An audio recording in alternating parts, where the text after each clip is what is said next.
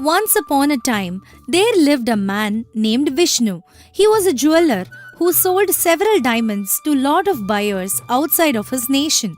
People always travel overseas in several ships to reach his destination and to provide the required jewelry. On one fine day, when he was traveling to another nation to sell diamonds, the ship gets hijacked by a bunch of robbers and thieves, and they steal all the jewelry from Vishnu and his associates who were also jewelers. Vishnu decides to go to the king and raise a complaint.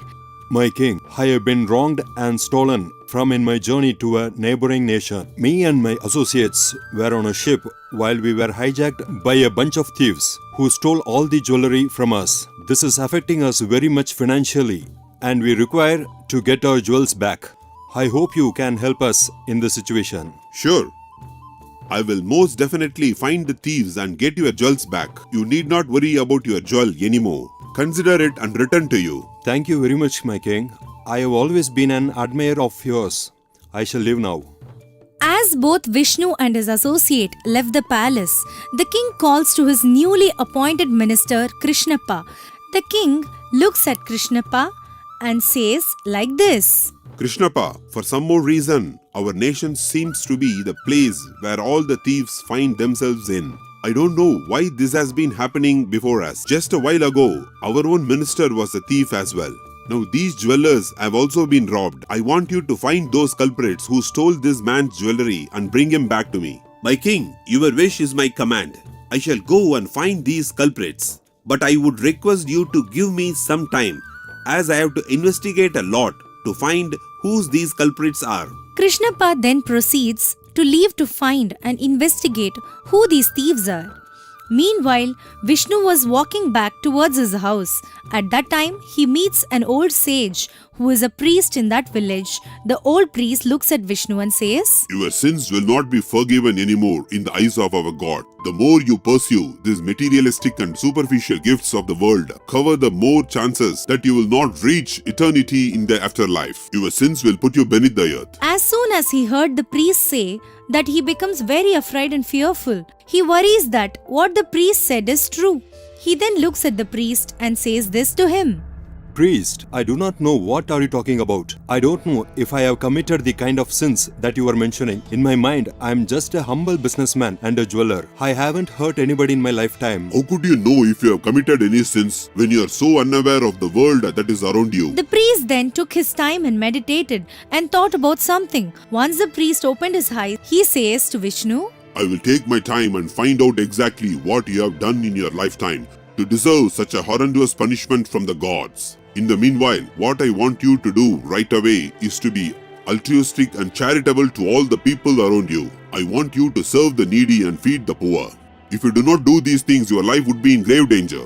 Oh, sure, priest. I will make sure to follow your words immediately. But how can I possibly be charitable to the people when I am not in my house most of the time? I am always outside of my village as I am traveling to several nations. If you are unable to directly help the poor and needy, you can always have your wife do it for you in your name. In that way, it would be your charity and your generosity that will please the gods. I will make sure to obey your words, priest. I shall tell my wife to help poor and needy. Vishnu then worryingly walks back home to meet his wife Shyamala. Vishnu looks at Shyamala and says like this. Shyamala, I want you to give away all the money that we can possibly give to the people around us who need it and who require it. I want you to feed the hungry and to give the money to the poor. I want you to be generous with all the unnecessary wealth we have. This makes Shyamala very happy, as she is a woman who loves to help and to be kind to the downtrodden. But she is quite surprised that her husband has had a change of mind. She curiously asks her husband like this. My love, why is it that you want to be charitable to people right now? What happened to you? A priest told me that I was a sinner as I was obsessed with materialistic and superficial aspects of our world. Therefore, I have been instructed to be charitable as I possibly can. I do not want to take any risk and offend our gods. What is money compared to life? I want to be in the good graces of the God to achieve a good life. As long as I have strength in me, I can make money. So therefore, money is not very important to me right now. After listening to what Vishnu said, Shyamala is very excited and happy as she likes to help people. She thanks the priest in her heart, and now Vishnu sees his wife Shyamala and says this. Also, make sure you do your deed indeed the public offering hall in our village. I don't want you to have people in our house because we do not know who they might be and what they might do. There are a lot of robbers and thieves in our nation and we don't have to take any risks. Sure, I will do all these activities in the public offering hall. Good. Shyamala then goes and helps everyone in the village that are poor and needy. She sits outside of the public offering hall and hands over people several items such as clothes, food, money and jewelry. She also offers a lot of donations to various temples around the village and she does her puja. The money that they had slowly started to replenish in huge amounts. Meanwhile, Vishnu come back home after a few weeks. His wife Shyamala is happy to see her husband come back. My love, why do you look so upset? Has something happened to you? I have been doing what you have told me to do without any fail. Oh yes, I can see that. My house, which was filled with several of my earnings, now looks absolutely empty. This is quite pathetic. I don't know why I am going through with this in my life. But isn't this what you wanted? Aren't we going to get a lot of blessings from the gods above because of all the charity that we did? All the money had been replenished. We have not got any blessings whatsoever. In fact, the business trip that I was in just now has been a terrible experience as I have been wronged and cheated by my own colleagues. I have lost so much money and I have now barely anything to survive. I did absolutely nothing wrong. And when I come back home, this is the horrendous sight that I see. There is nothing in my house. Everything is gone. I am so sorry for what you have been through. I don't understand why this is going on in our life. I did exactly what you told me to do. Am I the one to blame for the situation? I told you that in a moment when my brain was completely wrong, but you shouldn't have taken me that seriously. I understand what you were saying, but what you did is way too excessive. You didn't need to spend this much money. From now onwards, I don't want you to give anything to anybody. Then what about with the blessings that we were supposed to get from the gods above? Wasn't that promised to us by the priest? Where are they? How did you face all these lost? There were no blessings as such. There was only suffering and pain. I will not do this any longer. After a while, Vishnu went back to his old ways of being a successful businessman by making several trades and sales of his jewels, whereas his wife completely stopped doing any charity or help for the poor and needy whatsoever. Soon, Vishnu started to make all the money that he wanted. The losses that he faced prior was in vain now, as he made double the amount that he had lost. One day, he met the priest who had two of his assistants with him. Vishnu gets really upset and says this to the priest. Priest, why did you say such horrendous thing to me before? All you said was nothing but a lie. You have completely misguided me into doing stupid things. I lost a lot of money because of you, and I did not get any blessings. My son, you still haven't learned from your mistakes. I don't think you have changed in your path at all, and you have offended the gods. As soon as Vishnu heard what the priest said, he gets extremely frustrated and he says, You are nothing but a charlatan. You are a liar and a cheat. It is because of men like you that several men lost their money and their hopes. I should not have listened to a mystical idiot like yourself. Why are you so upset? Tell me exactly what had happened. Then I'll tell you why you did not receive any blessings. After you warned me about my sins that day, I gave all the money that I had and all the things that I possessed to the poor and needy. But I did not receive anything in return from the gods. But now I am rich again. I told her to stop all the charity that she was doing, and I have made lot of money. Vishnu then takes out his bag of diamonds and shows it to the priest and his assistants. The priest looks at the diamonds closely and he says nothing. Vishnu then says this to the priest like this. Now I tell you, men like you should never ever exist. I blame the king for having three like yourself in this nation. Yes, my son, you're right. I am not needed in this nation. After listening to what Vishnu said, the priest slowly removes his outfit and his beard and reveals himself to be the minister Krishnappa, and his two assistants removes their disguises and reveal to be the guards of the nation. All three of them arrest Vishnu and takes him to the king. Once the king sees Vishnu, he says, What is this, Krishnappa? I told you that Vishnu was the man who has been robbed. But why have you brought him towards me and arrested him? I shall tell you that right away, my king. This man that claims to be a jeweler is actually a charlatan. He is a jeweler, but he sells fake jewelry and he makes money from the vulnerable people who cannot tell the difference between a real and a fake jewel.